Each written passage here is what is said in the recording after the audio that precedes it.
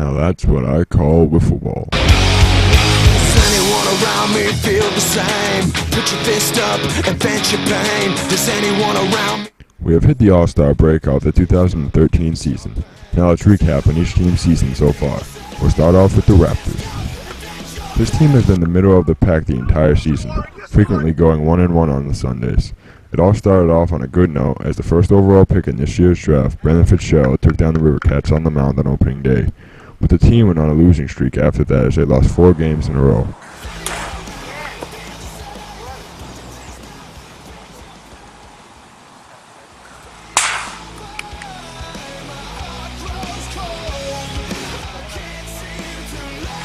That's gone. Attaboy. Right as he started. Yeah. The losing streak was then broken as they defeated the Rivercats again the second time they faced them.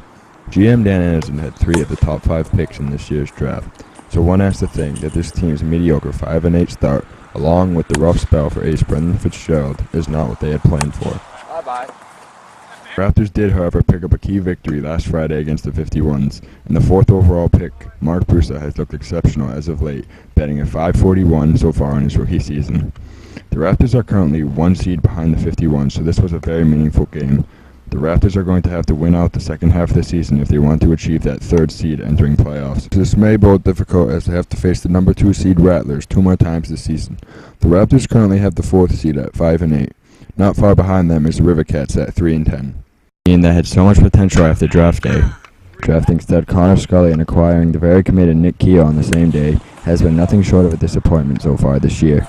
It's hard to believe that this team made it to the championship last year. It isn't all bad news, however. GM Eric Anderson has really picked it up at the plate this year, batting a .530 average and has a team leading 35 hits on the year.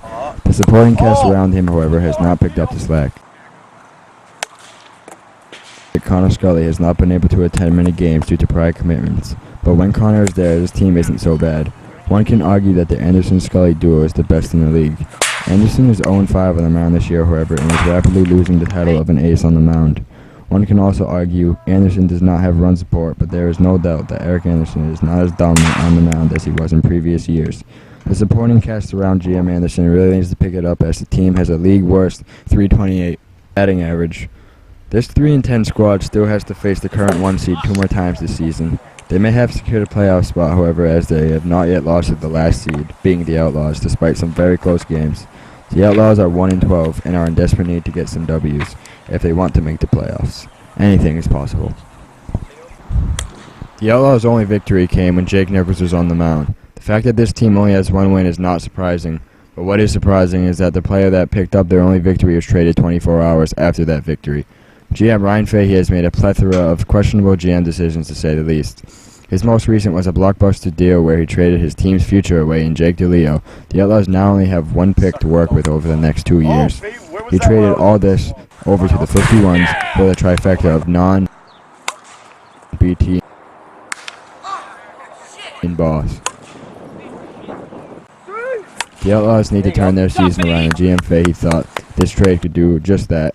But there seemed to be no turnaround evident as his team lost to the Rivercats last Friday. Nothing has been going right for the Outlaws. GM Ryan Fahey led the league in home runs last year with 18 and had a goose egg in that statistic prior to last week where he hit his first of the year off of rookie Connor Scully. The newly acquired Andrew Nahn shows some great promise also as he hit 2 home runs in the game. The Outlaws do have talent, but this team will be in the last seed until they play as a team and put all that talent together to accumulate some victories. And until that happens, this team will be in the dumps. It is going to be quite a race to the finish, and we will see if the Outlaws will be able to turn things around. And once again, anything is possible. Moving on to the 2012 champion Lemurs. What a great start this team has had. All doubts of this team's success from the offseason have been put to rest. Ace Tom Anderson seems to be 100%, and the Anderson Powers duo currently has over 70% of the team's hits and RBIs. Nate Powers and Tom Anderson are the faces of this pristine organization, and the 2 of them have over 1,100 combined batting average. This dynamic duo is a combined 8-2 on the bump. This team is no doubt a serious championship contender once again. They're currently 11-2 and are in first place. The dark horse for the Lemurs is most definitely Zach Randall. When he shows up, he's a huge asset in all aspects of the game. He has pitched 2 games and is 2-0 with a 2 ERA. Nate Powers has stepped up big this season and provides a solid all-around game. This team's only weakness seems to be the bottom of their lineup. Veterans Sage Kamasi and Alex Lenovitz have had little to no production for this team.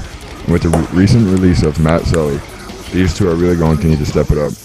The Lemurs are flirting with a two-peat, and to do this they need all of their rosters to be productive.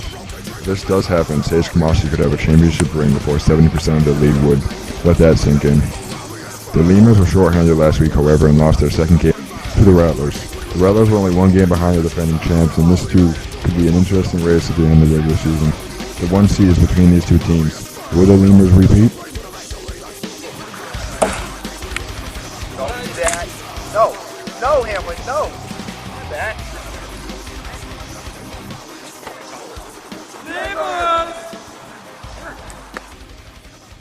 The Rattlers are serious contenders to not let that happen. The Rattlers and Lemurs have had close games each time they have faced each other. The Rattlers are led by GM Adam Weldon, who has built a strong foundation for the organization. Hey, you're in. With potential MVP and Rookie of the Year Dylan D'Angelo on fire, this team is very dangerous. Adam the bat and hands of veteran Jake Nichols, and this team is intimidating. Adam Weldon was once the ace of his squad, but it appears Dylan D'Angelo has taken over that role. Weldon has struggled with his accuracy his entire season. Kyle Novikowski has been in a slump at the plate as of late also. Tempers fly high on this team when they are losing, which that hasn't happened in a while because his team has been dominant. Rookie Dylan D'Angelo is batting .581 and has 15 homers while also racking up 5 wins on the mound. The Rattlers may have the best pitching staff in the league. They have depth. 4 of his team's 6 members are batting over .400 at the plate. It appears that the Rattlers may have the Division 1. The team behind them seems to be in a rut. Yes, the 51s are really going to need to step up big if they want to win the playoff series, which GM Nick Hamlin has not yet done in his PWL career.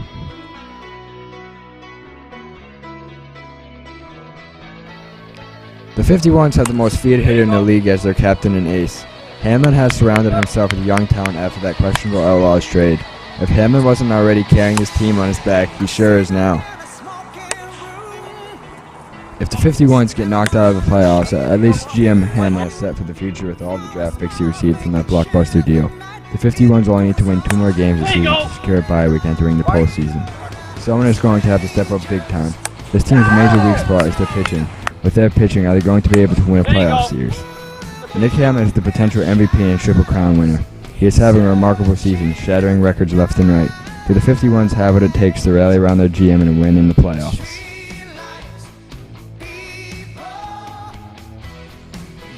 Thanks for watching. Join us next time as we recap the finale of the season. Have a great day and whiff on. That's what I call wiffle ball.